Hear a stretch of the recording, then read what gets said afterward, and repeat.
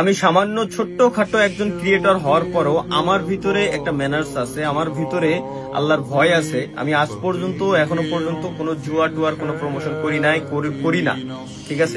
But ভাই সাকিব আল হাসান ভাইয়ের মতো উনি এত বড় একজন সেলিব্রিটি, বিশ্বসেরা বিশ্বখ্যাত অলরাউন্ডার, তো উনি যখন আইসে ভাই আসলে জুয়ার প্রমোশন নিয়ে পোস্ট করে, সুন্দর করে ভিডিও টিডিও বানায়, এরপরে যখন পোস্ট করে, আসলে তার থেকে মানে মানুষ কিভাবে এই জিনিসটা দেখে, কিভাবে ওই পোস্টের নিচে লাভ রিয়াক্ট দেয়, বিষয়টা ভাই বুঝি না।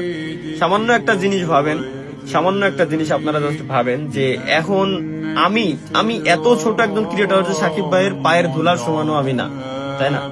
তারপরও আমারে শুধুমাত্র 12 থেকে 30 সেকেন্ডের একটা ওই জুয়ার প্রমোশনের ভয়েস দেওয়ার জন্য আমারই তারা 12 থেকে 30 লক্ষ টাকা অফার করে।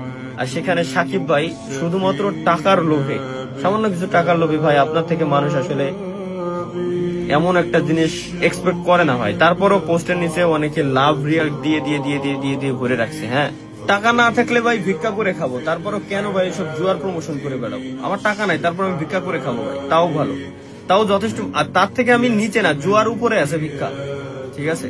কিন্তু জুয়া হচ্ছে সর্বনিম্ন, ওটা ডিরেক্ট হারাম ভাই, ডিরেক্ট হারাম। আপনি একটা জিনিস জাস্ট ভাবেন, ছোট্ট একটা জিনিস জাস্ট ভাবেন, আমি যখন একটা জুয়ার প্রমোশন করব, আমার ভিডিও দেখে যদি